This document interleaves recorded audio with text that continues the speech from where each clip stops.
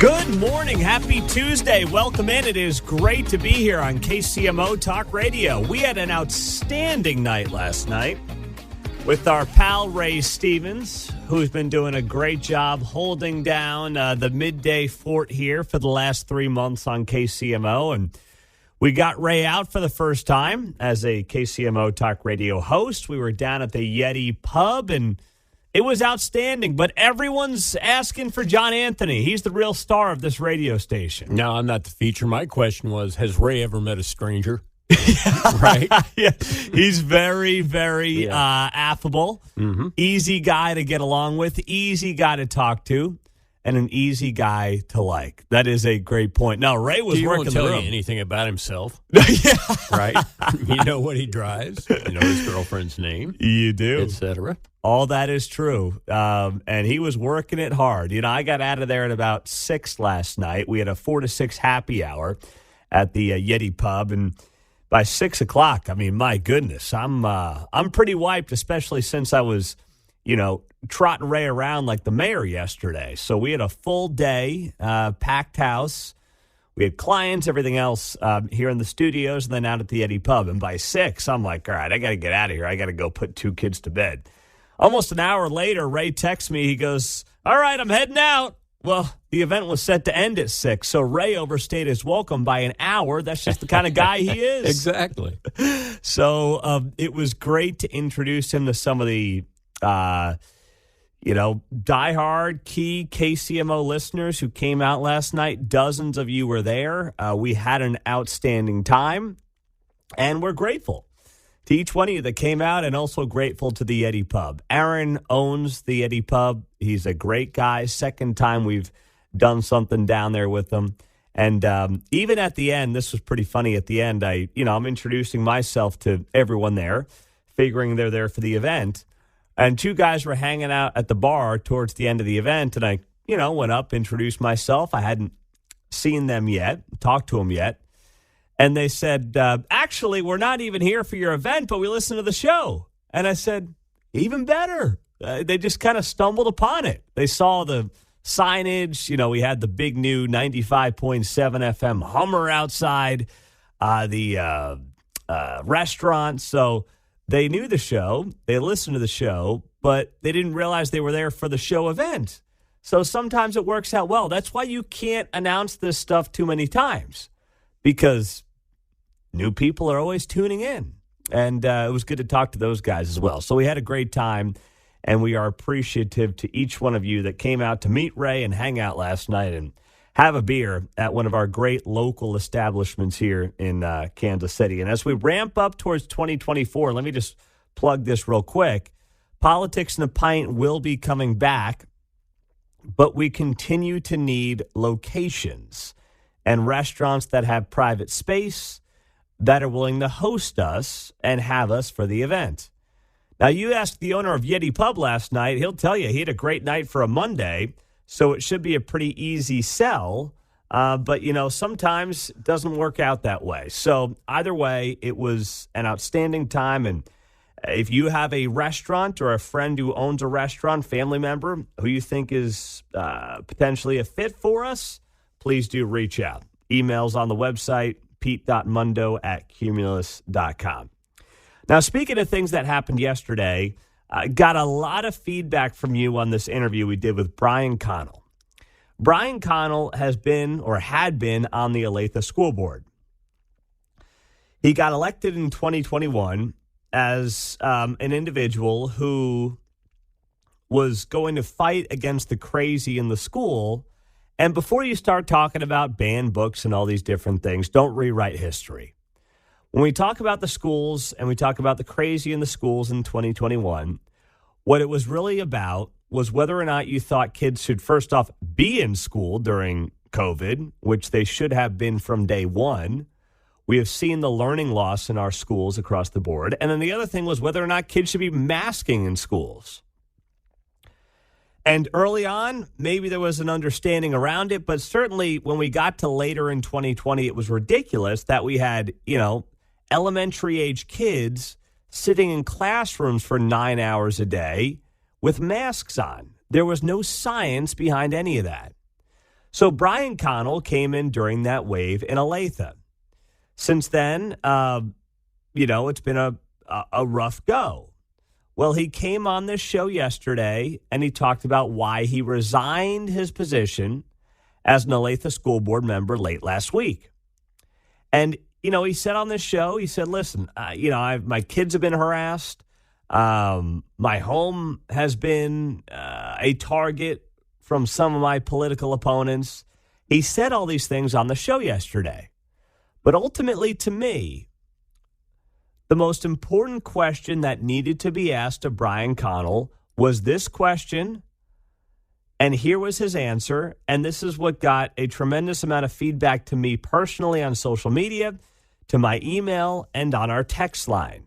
How would you explain to those folks who are upset potentially that, you basically quit on them in the middle of this term?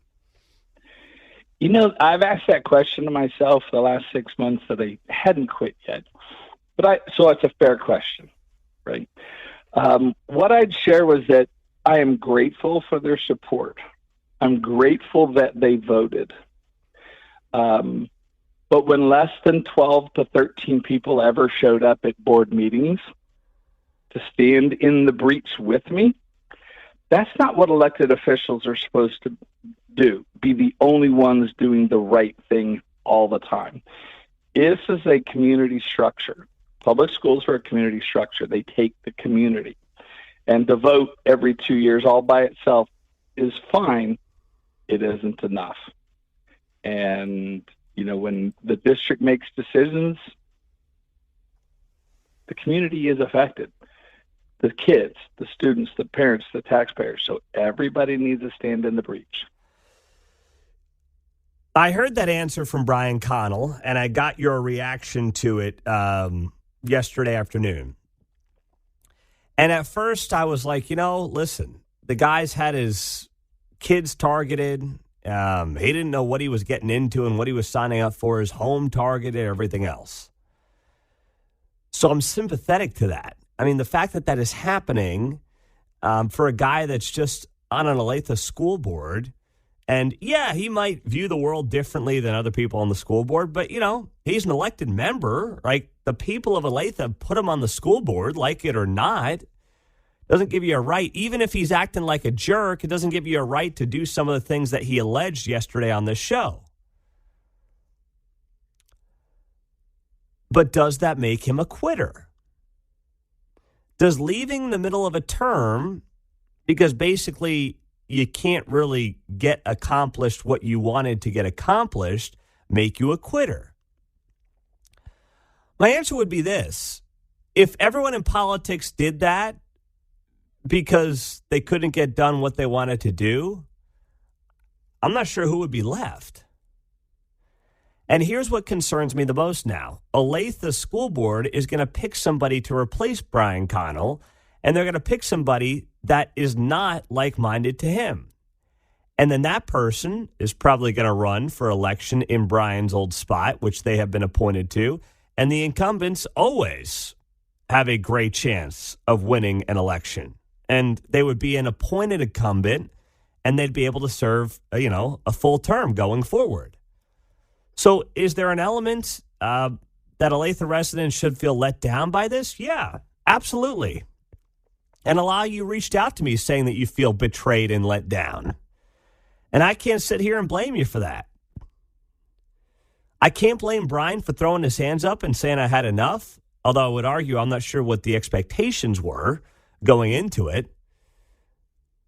That being said, if you're an Olathe resident and you're like, this is ridiculous. I voted for this guy because I knew he would stand up for some of the things I believe in, and he quit 2 years into the job, I can't be upset with you either, John. Never underestimate the wealth of ignorance out there. Well, that's a very good point. Mm-hmm. That's a very good point.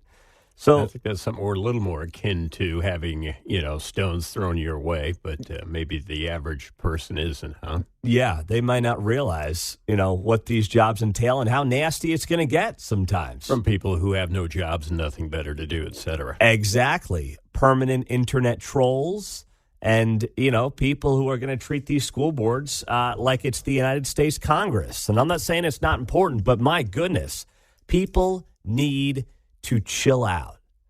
Brian Connell was not treated fairly as far as we can tell based on the stories that he told. But at the same time, I cannot sit here and defend somebody who also quit on his constituents halfway through a term. I can be sympathetic to him, but I can also sit here and say I'm not going to defend somebody quitting like that. I just can't do it. 913-408-7957. That's our studio line and our text line on KCMO. Well, we just got some news here in the last few minutes that the presidential primary might get a shakeup in one of the early states after a big endorsement comes down from a governor, a sitting governor. We'll tell you who that is and what the endorsement is coming up on KCMO Talk Radio 95.7 FM. This dropping 50 minutes ago, 5-0, from New Hampshire, Manchester, where sources tell TV station WMUR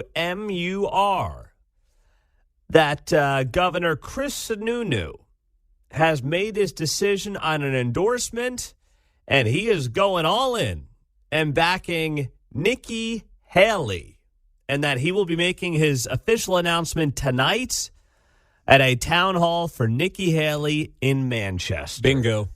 You called it? I had that on my card. You did? Okay. Sununu all right. endorses Johnson. Johnson. Sununu endorses Haley.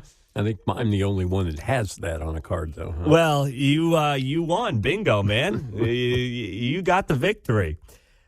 Well, here's who benefits the most from this. Donald Trump.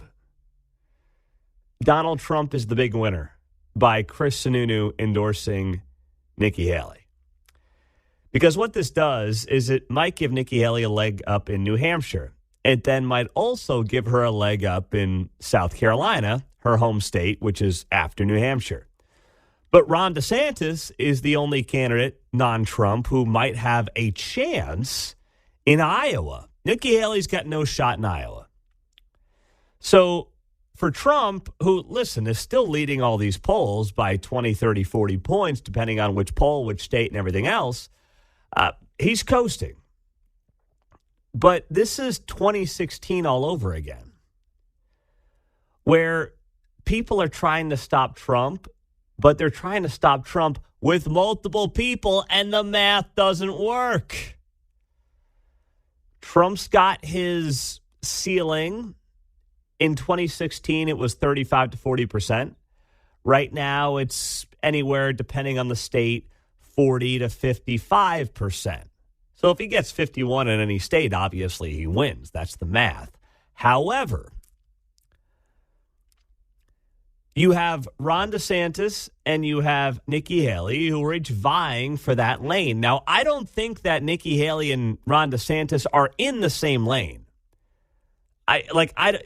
Yes, they're both in the not Trump lane, but they're in different lanes of the not Trump lane. Nikki Haley is a bit more moderate, whatever you want to call her, when it comes to a lot of her policies. Ron DeSantis, I would argue Ron DeSantis is to the right of Donald Trump on some issues. But, Trump has obviously developed such a strong following, and a lot of it's well-deserved from his success in office. Some of it, for some folks, is just about personality. But for some people, it's like, hey, this guy's policies, worked out really well for me. So I'm sticking by the guy, despite some of the character flaws. He's my guy, and I'm going ahead with him, and I'm going to see if he can do it again over the next 4 years. So Trump has that locked down. But it's not as simple as, Trump's the conservative and the other two are the more moderates. That's not how this thing is shaping up. But what this does mean is that Donald Trump's laughing all the way to the bank. Trump's just like, great, so Ron might do decent in Iowa, but then Nikki will do better than him in New Hampshire, and then you get to South Carolina, and Ron theoretically should do better than Nikki in South Carolina based on the makeup of the state, but it's her home state, so she might do better than him. And in the meantime, Trump's just going to, likely keep picking these things off. So I don't know what the goal is here for a guy like Chris Sununu. I don't really think Nikki Haley's got a chance to be the nominee. I mean, I'd say it's Donald Trump, 70 to 80%. Then maybe DeSantis has a 15 to 20% shot, and Nikki's maybe 5%. So there's got to be something in it for him, I have to imagine. There's got to be some reason that he thinks he should put his neck on the line and endorse a Nikki Haley who's got a 5% chance of being the nominee. I don't know what that is, but he didn't make the announcement, but local TV up there in New Hampshire made the announcement 1 hour ago, and Sununu is expected to make an announcement in an endorsement tonight at a town hall event for Nikki Haley. So that's a blow to Chris Christie, by the way. His only hope was a good performance in New Hampshire, and that's obviously not going to be happening now. So he can go away. Vivek Ramaswamy can go away as well. And now you really have 3 people. But you really don't have 3 people, because if you have more than 2 people, it's going to be Trump.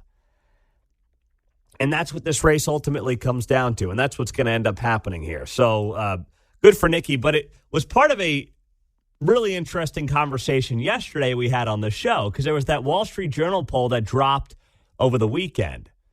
And the Wall Street Journal poll showed that in a head-to-head with Joe Biden, Nikki Haley beat Joe Biden by 17 points.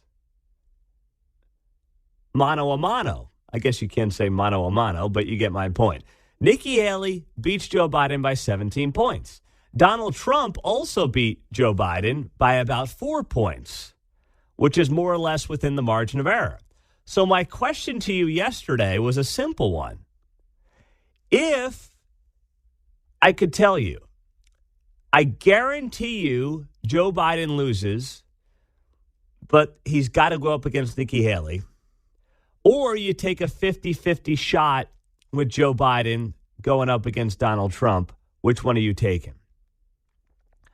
Overwhelmingly, the callers on the show yesterday said, I would take the guaranteed Nikki Haley win, even though I don't like her as a candidate as much as Trump.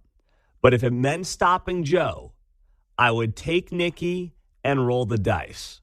And I was like, I didn't expect that. Now, trust me, there were a lot of people who felt differently on the text line, and I read some of the texts. But the callers, and it's not like I wasn't looking for an answer. There was no right answer here. There is no right answer here. I was just curious to see how it was going to play out on the phones. And I didn't think it would play out that way. I thought a lot of you would say, screw it. No. I am all in on Trump. I'll take my chances. But that's not how it played out. And that tells me, I don't know, maybe there's something else here that we don't know about, because I don't believe any poll. I don't care who it's good for. I don't care who it's bad for. I just don't believe any poll at this point in time. Coming up next on KCMO Talk Radio, there's 2 things happening in Jackson County in particular I got to tell you about that impact the future of the county next. 8:20. You just heard from Nathan Willett, Northland councilman, who is pushing back today against an important ordinance in Kansas City that would potentially require every landlord, that's you mom and pop landlords in Kansas City, there's thousands of you, to accept a tenant who, first off, had to use Section 8 vouchers, or who had criminal history that maybe you didn't want to bother with, right? Someone who had domestic abuse history, living in an apartment that you own next to a single mother with 2 little kids, or theoretically a pedophile. And you heard from him where he said someone with the local housing authority here in Kansas City, who is on National Panhandler Radio in this town, and basically confirmed what we speculated, that you could not theoretically reject those people. That's how the ordinance is being written. And that's what Nathan Willett just said on this show. Jennifer's in Kansas City. She's on KCMO. Hello, Jennifer. Good morning. Good morning. What's on your mind, Jennifer? Well, I first want to say that, like, this ordinance is ridiculous and it's pure government oversight. But as a lower middle class person who is trying to find rent in this town, I've hit some snags. Maybe it's because, we have a lot of out-of-state, out-of-country people coming in and buying up affordable housing, and then they hire a management company to manage those properties. But I can't even get past the initial application process because I don't have a credit score of 650 or higher. Now, my credit score could be better, and that's my own fault, and I take responsibility for that. But I think that a lot of renters, struggle with that 650, 700 credit score, which you don't even need to buy a house for the first time. Yeah. So, maybe instead of just doing this blanket, you have to rent to whoever you want, we could put some limitations on how many houses an out-of-state company can buy, or a country. We got China and Russia and California buying up affordable housing, so I can't even find an affordable house to buy. With a 580, 3% down, I could, buy a house with an FHA loan, but I couldn't rent, and so I don't know what the answer is, but I do feel like if you really wanted to help the guy that was trying, I don't have any criminal records. I have a good income. I make plenty of money, and I'm working on saving up money to just go ahead and do that, FHA loan. But in the meantime, I'm forced to live in my mom's basement because I don't have a 650 or higher credit score. And I understand that Show Me Institute thinks that there's not an affordable housing crisis. But unless you want to live on the avenue and expose your kids to crackheads and hookers, there is an affordable housing shortage. If you don't want to put your kid in the worst school district in the metropolitan area, what are you going to do? You are making excellent points. And this is why it's a nuanced conversation, Jennifer. And it's also why we should want more mom and pop landlords who are just going to meet you. You're going to apply. They're going to meet Jennifer. They're going to say, okay, fine, her credit score isn't 650, but, she's got kids. She's looking to get back on her feet. We think that she's good for her rent, versus having, you're right, big hedge funds and folks like that buying up these properties. And then what they're doing after that is obviously just hiring these companies, and they're putting these kind of hard black and white limitations on potential tenants. And that's wrong. But I think that this ordinance would force a lot of mom and pop landlords out of Kansas City, which would hurt people like you. Absolutely. And what's worse than not renting to me is I feel like some of these companies are so scammy. We tried to get into a house a year ago, and it's still empty. So they're not even trying to rent it. I don't know what kind of kickbacks they get for having an empty rental house, but a local mom and pop landlord could come in there, and it was not the best looking house. It was falling down. The carpet was nasty, and we were willing to take it because with, our combined income was over $100,000 a year. But my credit score didn't hit what they were looking for, and so we didn't even get past the initial application process. Wow. And there's no way a mom and pop landlord would just let their property sit there for a year like that. Right, exactly. So if you want to regulate something, regulate that. Yeah. That is a great call. Thank you for making it, Jennifer. You're welcome. Thank you. And keep hustling out there. And Jennifer is a perfect example of somebody who's not playing the victim card at all, but is admitting we got a problem, and we do. And listen to that call right there.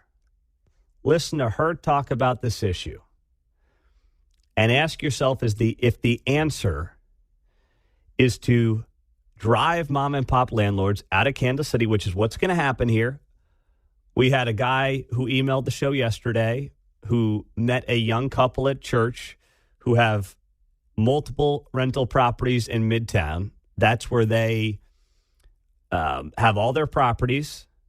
They've just stacked them up one after the other.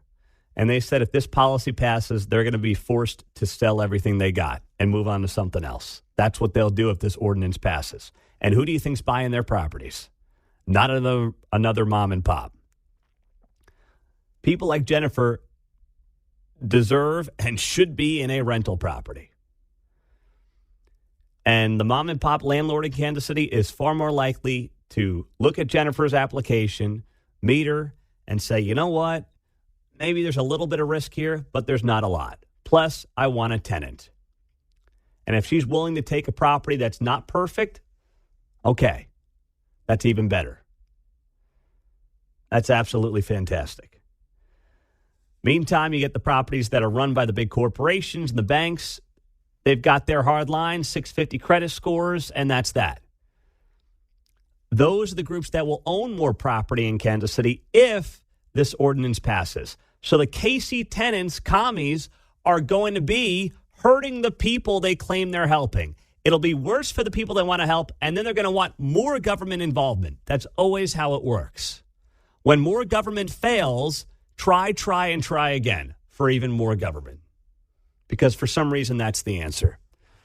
Real quick here, Harvard is keeping its president, President Gay. They put out this statement here that they are unanimously standing in support of Claudine Gay. So that just came down here in the last 40 minutes or so. I wanted to make sure I shared that with you here. I'll get to more of that coming up throughout the show here on KCMO Talk Radio. But I had to hear from Jennifer with that story. That is incredibly powerful stuff and exactly what is wrong with the system. Coming up next, it's Tirade Tuesday. It's our favorite segment of the week. Hold on. Stop. Thank you. I need to set it up. 913-408-7957. Get on the line. The phones are open for you on Tirade Tuesday. We'll do it next on KCMO. Well, it was great to see so many of you out last night with our guy Ray Stevens at the Yeti Pub in Overland Park. And some of you came out and said, hey, we hadn't done an event in a while. And that is true. We hadn't. We're going to have a very busy 2024. And let me tell you what, if I had my druthers, if I could do an event from this new location in Missouri, I would do it in a heartbeat. I don't think it's realistic. But when I saw that the new Buc-ee's opened up down in Springfield yesterday, I was so fired up, man. Get your Christmas shopping done, huh? You do everything down there. Have you been to a Buc-ee's, John, in your life? I have not. I watch YouTube videos. I see people who go into those things. I'm like, that thing's huge, man. Look at that thing. 53,000 square feet. 120 gas pumps. I mean, the thing is enormous. Barbecue station, jerky bar, fudge shop, food, drink, merchandise. Right? It's like our convenience stores are turning into the size of Target and Walmart and stuff, right? Yes. I came in for gas, but I got this jerky. I got a new treadmill. I got. That's exactly right.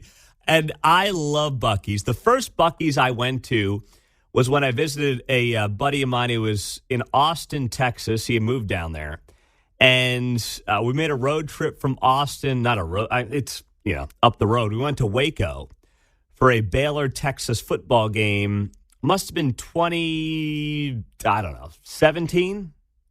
Would have been 16, 17, somewhere in there.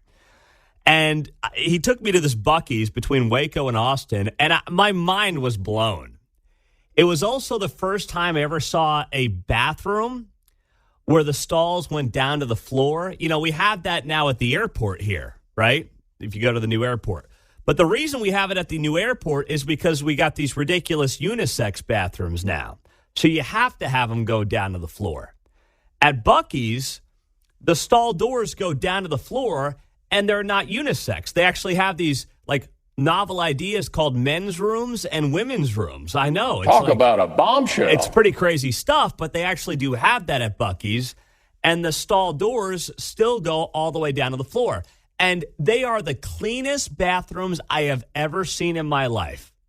I mean, if you're thinking about a place like Buc-ee's, 120 gas pumps, dozens of toilets and the whole thing, you would think it was a disaster, right? You'd be like, that's got to be the nastiest place in America. Right, yeah.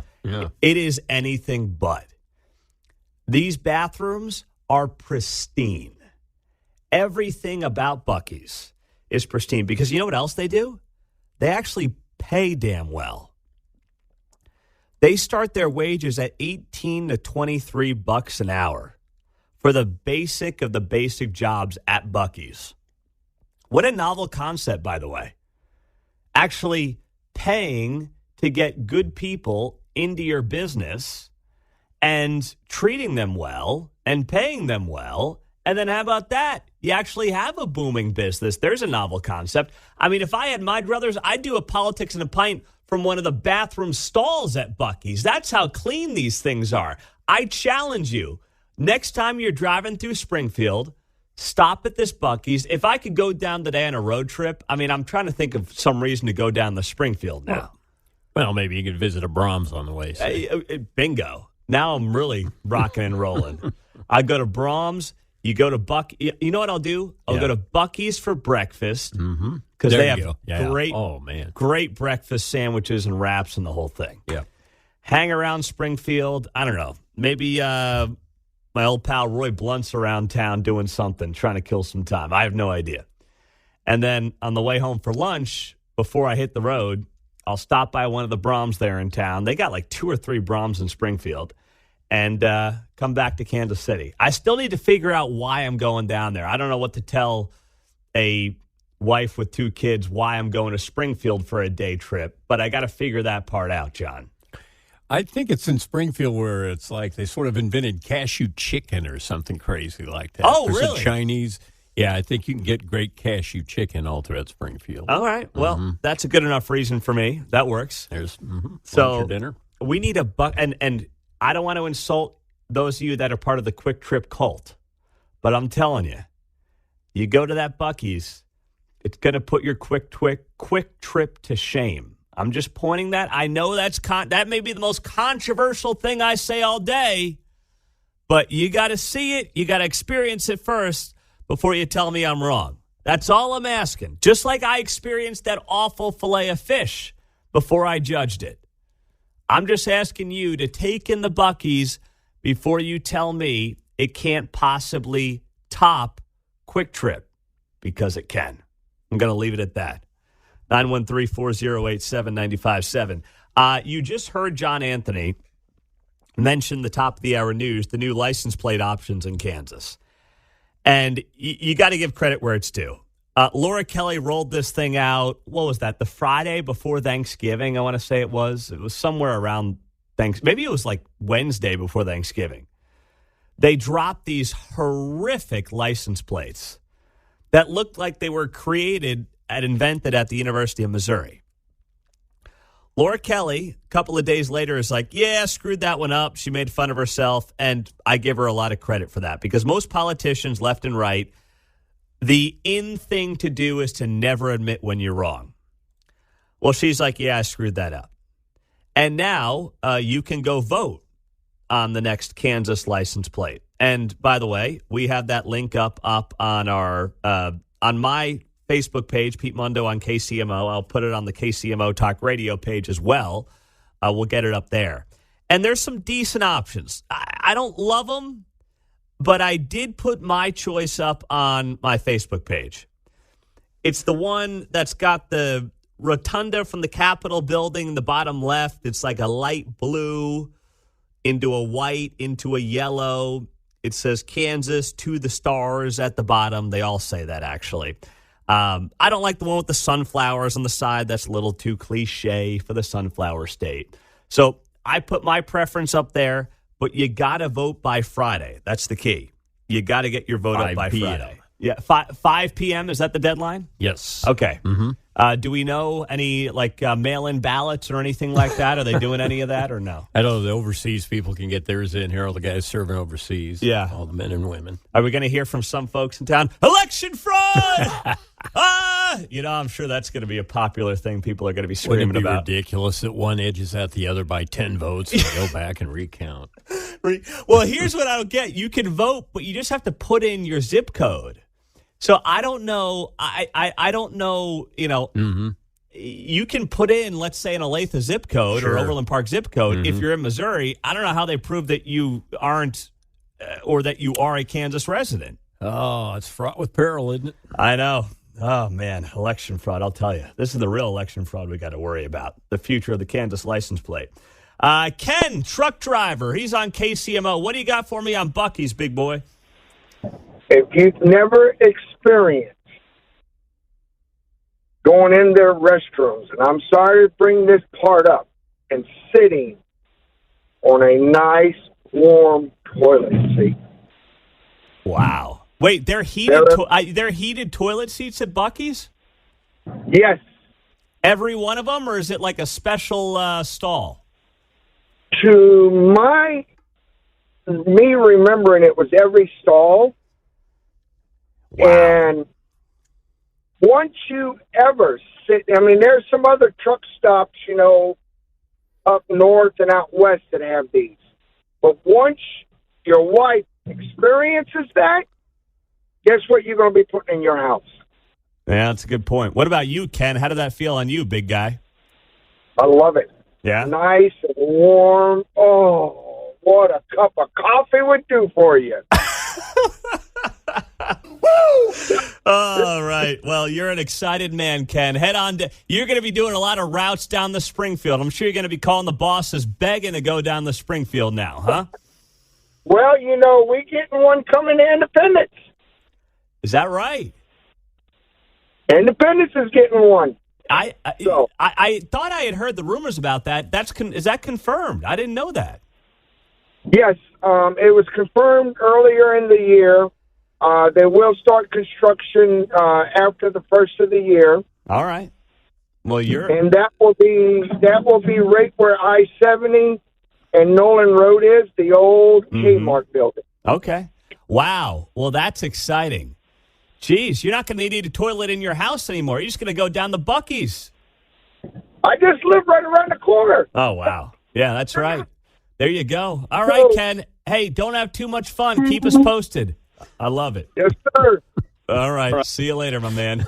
Oh, no.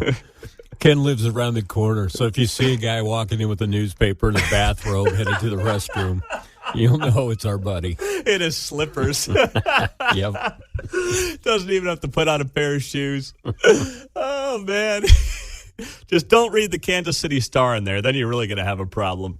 913-408-7957. Welcome in on a Tuesday morning. I do have to thank you for something that this show was proud to be a part of. We'll get to that and much more coming up on KCMO Talk Radio, 95.7 FM. Well, I always like to correct the record. For those of you wondering who have put it on the text line, it's a Wally's that is coming to Independence next year, not a Buc-ee's. Now, very similar, but Wally's is what's going to be opening up in Independence. I saw that. And there's St. Louis, too, right? Yeah. They're kind of going that way. So 80 fueling positions, an estimated 20 EV charging stations, experience-based food stations, large accessible restrooms, curated retail products, 50,000 square foot store. So very similar to a Buc-ee's, but it's not technically a Buc-ee's. So I don't know how this impacts our truck driving friends Ken's heated toilet seats, but we'll have to find out and wait and see, John. They got theater seating in their restrooms. Yeah, just wait. So Wally's boasts the tagline, home of the great American road trip. Well, how great is it really? We'll have to wait and find out till they open up here. I think there's a Buc-ee's different spelling in St. Joe. Oh. Yeah. How about that? There's a Buc-ee's in St. Joe?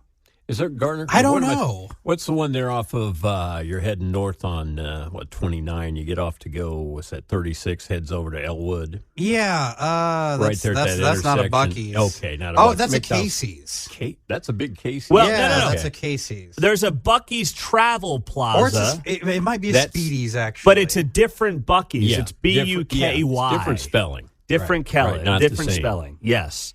Different business. Nice and big, but not yes, the same. not the same. But you're right, John. It's Buc-ee's spelt differently and not the Buc-ee's that we're referring to, but it is a travel stop, to your point. So, yeah, Garner's a St. Joe guy, by the way. So he's our expert on all things St. Joe.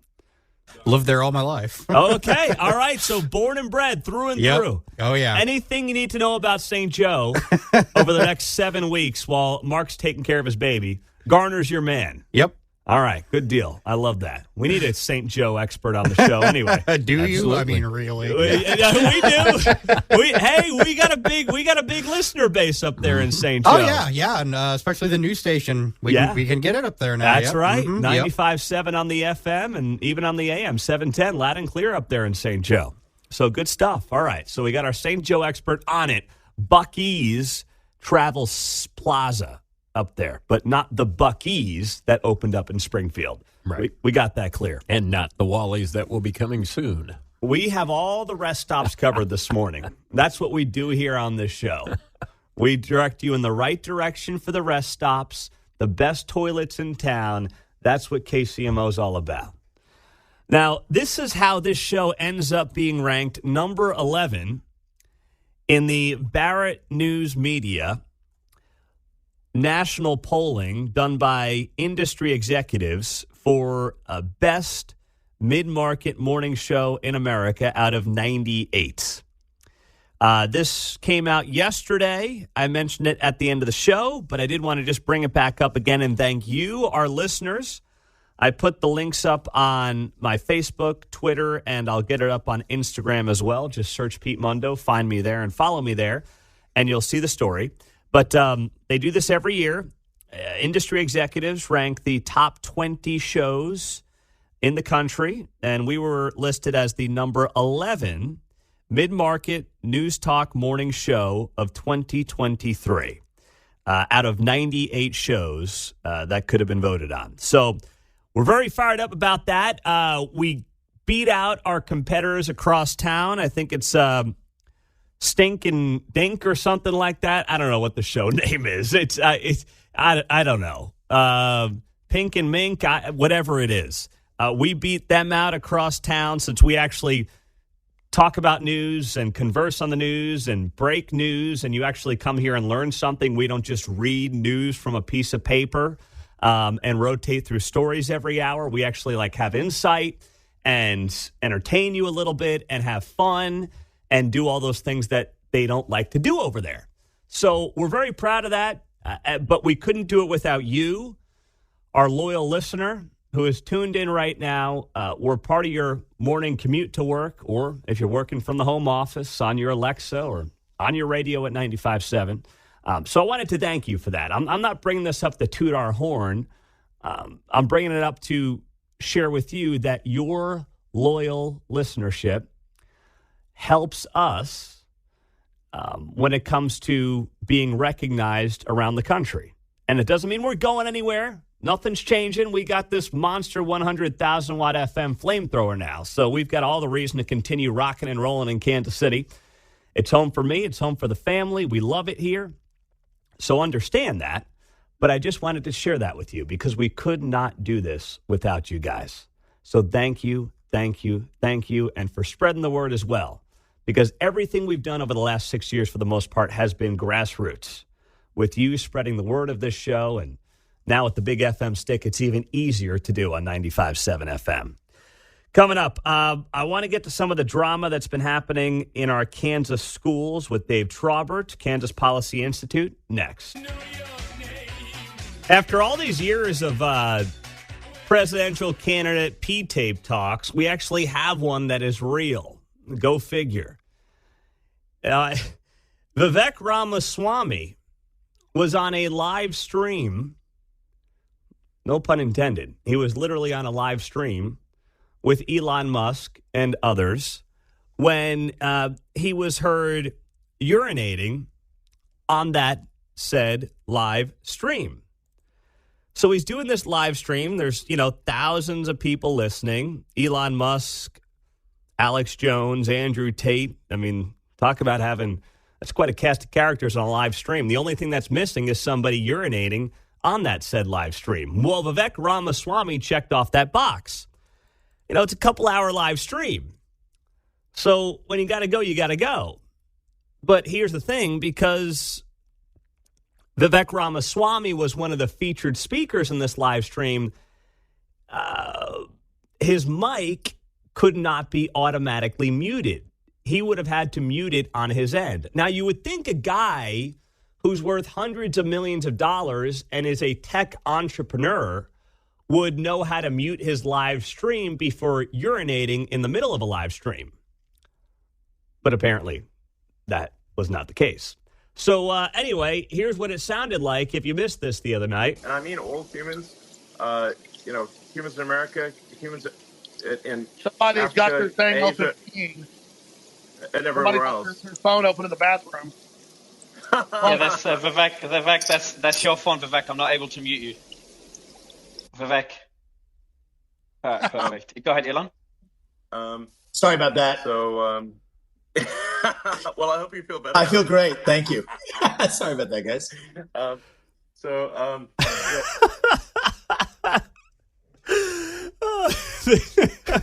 I don't know if you've seen the Naked Gun movies, Pete, but Yes. there's a bit in the second Naked Gun movie that is essentially that. That is essentially that. Yeah. I haven't seen the second. Yeah. I've seen the original. I've not seen Frank the second, Drebin though. goes into the restroom with a live mic, and he's really loud and obnoxious about it. Well, that sounds like it's on brand for Vivek Ramaswamy. I will say that much. So I don't know if he was doing it for fun. I don't know if he knew it was possible he'd be caught peeing on his live stream. I'm just glad we actually have a real pee tape to talk about instead of the made-up ones about Donald Trump getting peed on by hookers back in 2016, which was completely made up, had no truth to it, but, made good fodder for CNN for weeks and weeks and weeks on end. Now, Vivek Ramaswamy did address this P-tape video last night on Fox News, and here's what that sounded like. You go to the bathroom? Well, they did say it was a live stream, Jesse, I guess. But I'll say that we're all human. We're all human is what I'll say. Elon and I have had some good conversations, and he and I had, I think, a laugh out of that one coming out of it. So he wished me for feeling better. I told him that I was. We're all human beings, and it was a good 2-hour discussion on X, which is officially, I could say that apparently is now very much censorship-free. Well, hey, I mean, you're going into a 2-hour discussion. That's a long time. If you don't go before, you might have to go during. So Vivek maybe didn't realize how long that live stream was going to go on for. I secretly wish that it was Alex Jones who had to relieve himself on that live stream, because you know how that would have sounded as he, Imagine a guy like Alex Jones. Imagine him like having a kidney stone or something as he's trying to go on a live stream. That's exactly what that would have sounded like. It would not have been pretty, but it would have been wildly entertaining as well. Vivek Ramaswamy, is somebody who obviously has really been big into pissing contests while he's debating. So this also does not surprise me. Now, on a serious note, in our presidential race, Nikki Haley, one of his competitors this morning, the breaking news on the presidential front is that Nikki Haley is getting an endorsement tonight from Chris Sununu, who is the governor of New Hampshire. So this is something that I'm not surprised by. Chris Sununu has not been a Trump guy for a very long time. But why it's surprising to me is because it's the same playbook that allowed Trump to lock up the nomination in 2016. You have 2 or 3 people who think they should be the non-Trump candidate, and what that really means is nobody is going to be the non-Trump candidate. Nikki Haley now may get a lift in New Hampshire, because as I understand it as well in New Hampshire, which is, listen, a more moderate Republican primary base than, let's say, Iowa, independents can vote, and even Democrats, as I understand it, can vote in a Republican primary. So you may get, and Chris Sununu is a popular Republican governor there in New Hampshire. So as I understand it now, you can have a situation where many moderates come out, vote for Nikki Haley. She potentially maybe wins that primary in New Hampshire. This after Donald Trump wins Iowa, but Ron DeSantis probably finishes second. Or maybe DeSantis pulls a rabbit out of a hat. Who knows? But it muddies the waters. And then after New Hampshire is South Carolina. Theoretically, that's more of a DeSantis state than a Nikki Haley state. However, that's Nikki Haley's home state. That's where she was governor. So now you've got a whole mess on your hands. What does that mean? That's good for Trump. Trump wants other people battling for number 2 while he coasts in the number 1 spot. It is good for him if both of these candidates, Haley and DeSantis, keep battling in the non-Trump lane. Now, this is a very different non-Trump lane than, let's say, Marco Rubio and Jeb Bush or whoever you want to call it back in the day. In many ways, DeSantis can be more conservative than Trump, whereas Nikki Haley is always going to be more moderate. But it's still part of the non-Trump lane. It's just different lanes within the non-Trump lane. But Trump's got to be, high-fiving this morning down at Mar-a-Lago because he knows the longer that both DeSantis and Haley hang around, the better it is for him. That's indisputable. And nothing's going to change that in the foreseeable future. So I'm sure Nikki Haley's all excited about this. But unless her goal is to finish second place, which is worth nothing, this isn't like horseshoes. There's no point in being close. And she's never going to be the VP candidate, never going to be the pick by Trump to be the VP. Then what's the point in coming in number 2? For 2028? I mean, who cares? That's a lifetime away. The country's going to look a lot different by then, potentially, if the people in charge stay in charge. Coming up next, speaking of changing the future, folks on the Kansas City, Missouri City Council want to change the future with this awful housing policy that they are proposing. There's a big discussion on it today. Nathan Willett from the Northland joins us next.